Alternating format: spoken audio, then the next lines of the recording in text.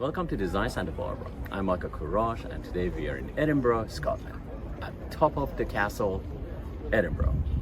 Let's take a view of this beautiful UNESCO heritage site. Please join us. While the area around modern-day Edinburgh has been inhabited for thousands of years, the history of Edinburgh as a definite settlement can be traced to the early Middle Ages when a hill fort was established in the area, most likely on the Castle Rock. From the 7th to the 10th centuries, it was part of the Anglian Kingdom of Northumbria, becoming thereafter a royal residence of the Scottish kings.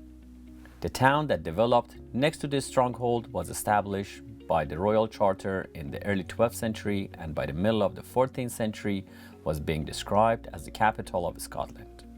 The area known as the New Town was added from the second half of the 18th century onwards. Edinburgh was Scotland's largest city until Glasgow outgrew it in the first 2 decades of the 19th century. Following a Scottish devolution in the very late 20th century, Scotland's Parliament was established in Edinburgh. The earliest known human habitation in the Edinburgh area is from Cramond, where evidence has been found of the Mesolithic site dated to around 8500 BC. When the Romans arrived in the Lothian area toward the end of the 1st century AD, they discovered a Celtic Brittonic tribe whose name they recorded as the Votadini.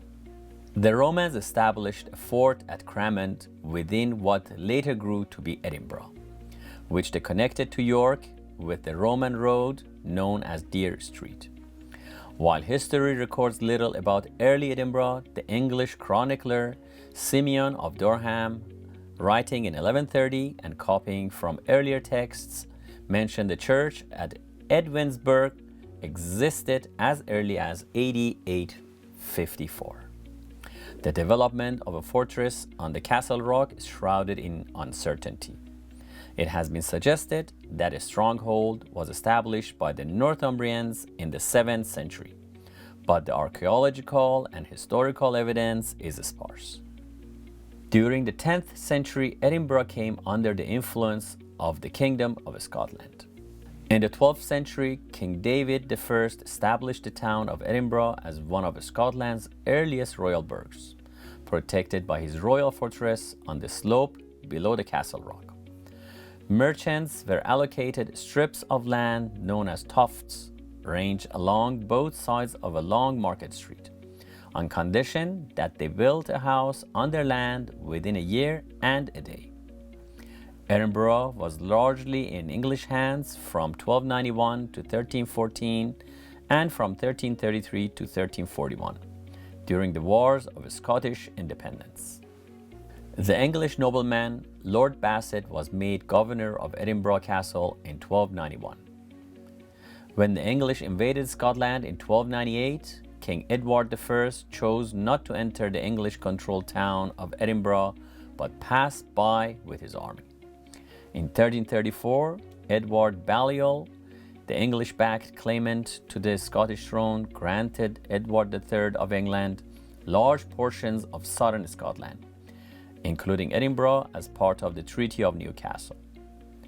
After the loss of Scotland's main trading port, Berwick, to English occupation in the 1330s, the bulk of kingdom's profitable export trade in skins, hides, and most notably wool was routed through Edinburgh and its port of Leigh. In 1560, at a time when Scotland's total population was an estimated 1 million people, Edinburgh's population reached 12,000.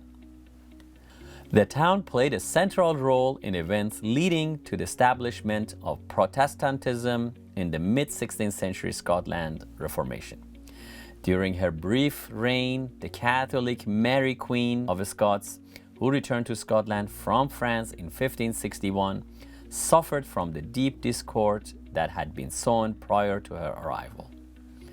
Protestant nobles and churchmen, fearing that her personal fate and claim to the English throne, if successful, might lead eventually to a return to Catholicism, remained hostile to her rule. We will be back after a short break. Stay tuned.